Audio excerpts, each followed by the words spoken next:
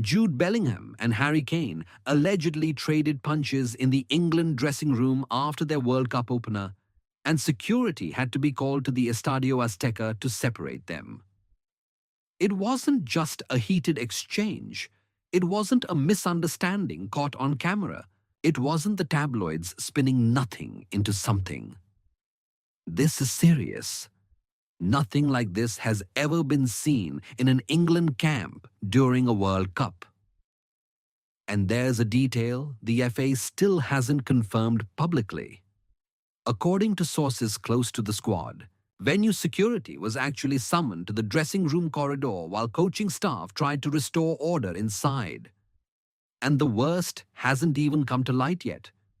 Over the next few minutes, you'll understand exactly what happened in that dressing room 20 minutes after the final whistle, why it exploded the way it did, and why this changes everything for England at the 2026 World Cup.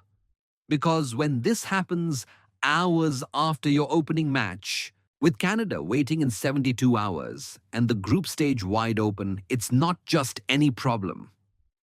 This is the dressing room split down the middle. This is Thomas Tuchel facing his first major crisis 6 matches into the job. This is Harry Kane's authority as captain hanging by a thread, and Jude Bellingham's future with the squad suddenly in question. And the behind the scenes of this is worse than it looks. It all started in the far corner of the dressing room near the showers, approximately 20 minutes after England's dramatic 3-2 victory over Mexico. Most of the players had begun removing their kits. The mood should have been pure celebration. Harry Kane had just scored his 69th international goal, breaking the all-time England record. Jude Bellingham had assisted 2 of the 3 goals, tearing Mexico apart in the first half.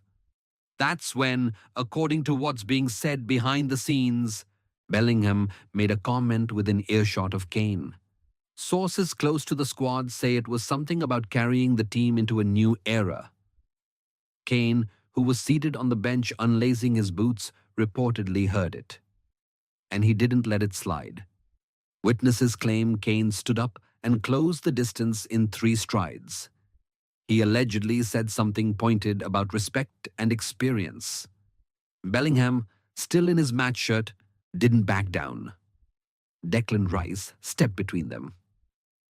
But the exchange was already escalating. Kane reportedly shoved Bellingham in the chest. And that's when Bellingham responded with a closed fist that connected with Kane's shoulder or upper chest area.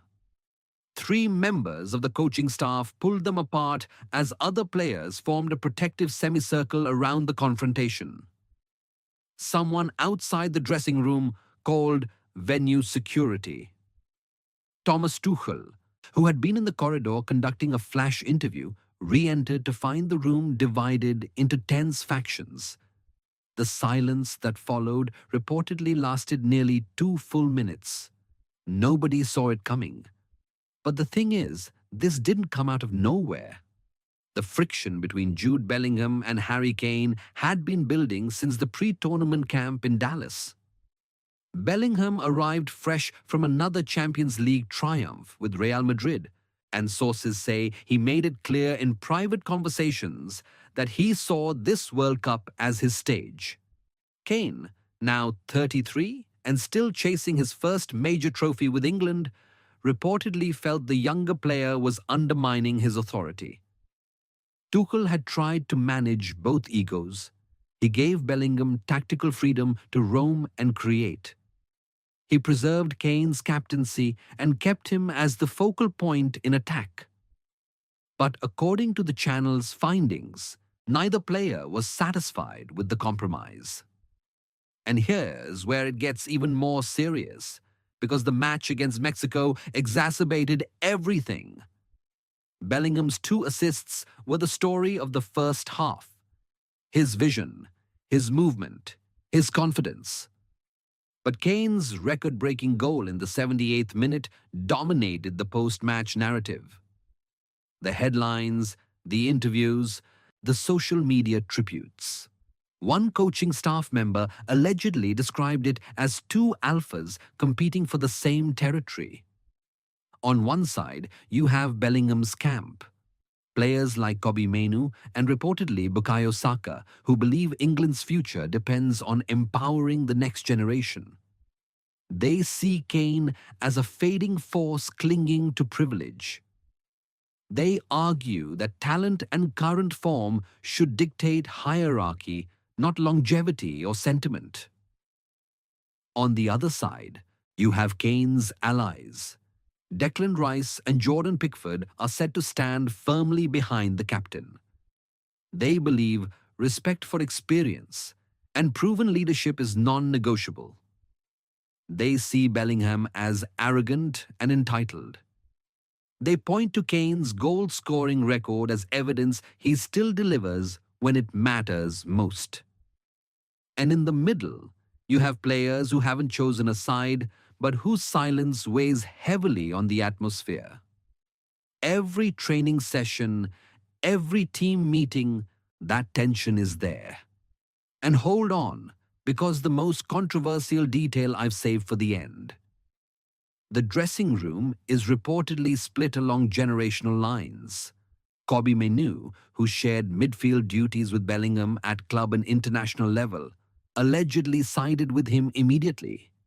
Bukayo Saka, one of England's most consistent performers since the delayed 2020 Euros, has remained strategically silent, but sources suggest his reaction in the moments after the altercation will define which faction the younger players ultimately join. Declan Rice, who's been vice-captain for England and played more than 50 times for his country, tried to play peacemaker but is said to be privately frustrated with Bellingham's conduct. Jordan Pickford, England's first-choice goalkeeper for years, is firmly in Kane's corner. The coaching staff is allegedly furious that this happened with Canada 72 hours away and no time for proper mediation or separation. The FA is scrambling to contain the story before it dominates the news cycle and overshadows England's winning start. Senior officials are reportedly in emergency meetings about potential disciplinary action. And social media exploded. Younger fans are defending Bellingham's passion, saying Kane needs to accept that his time at the top is ending. Older supporters are calling for Bellingham's suspension, saying you don't disrespect the captain like that. Trending phrases include respect the captain and Bellingham was right. The press is feasting on it. Tabloids are already publishing anonymous quotes from camp insiders. Broadsheets are questioning whether Thomas Tuchel has lost control of the squad before the tournaments even reach the knockout rounds. Harry Kane, who's captained England for years and led them to a World Cup semi-final and multiple tournament runs, now faces a direct challenge to his authority. Jude Bellingham, who joined Real Madrid and won major European honours before turning 21, is being painted as either a fearless leader of the new generation or a disrespectful upstart who crossed the line. And the clock is ticking. Tuchel must decide within 48 hours whether to start both players against Canada, bench one as punishment, or attempt some form of public reconciliation. England's tactical shape may change completely if either player is unavailable or distracted. A loss to Canada would put progression from the group in jeopardy and amplify every fracture in this squad. Now, Thomas Tuchel is caught between two bad decisions. If he benches or sanctions Bellingham, he risks alienating his most dynamic creative force and sending a message that talent takes a back seat to seniority. He could lose the younger bloc in the dressing room, and England's attacking fluidity disappears. But if he doesn't visibly back his captain after an alleged physical altercation, Kane's authority disintegrates. Senior players may question Tuchel's grip on discipline, and England enters the knockout phase with fractured leadership. The FA has the authority to impose internal discipline, But any suspension would need to be announced before the team sheet is submitted 90 minutes before kickoff against Canada. Meanwhile, the dressing room atmosphere heading into a must-not-lose fixture is reportedly toxic. And there's one more thing. Strong rumors point to a coaching staff member allegedly recording a brief audio snippet on their phone before realizing what was happening and stopping. That file has not surfaced publicly. Yet, it leaked that a formal complaint may have been filed internally, which could trigger a full FA investigation and potential suspensions that extend beyond this tournament. This is the point of no return for England at the 2026 World Cup. What should have been a night of celebration and record-breaking triumph turned into a dressing room brawl that has split the squad and put Tuchel's entire campaign in jeopardy. And look, this is far from over. This is the information going around so far. Over the next few hours, new details should drip out, and they could turn this whole story upside down. Over to you. Should Thomas Tuchel drop Jude Bellingham to protect Harry Kane's authority? Or is it time for England to move on from the old guard and back their brightest talent? Write it down below. And if you don't want to find out about the next bombshell after everyone else, subscribe and turn on notifications now. Because when this fully blows up, you'll want to be the first to know, not the last. I noticed there's a contradiction in your instructions. The summary indicates the script has already been completed with the full closing CTA sequence, the polarizing question and subscription call.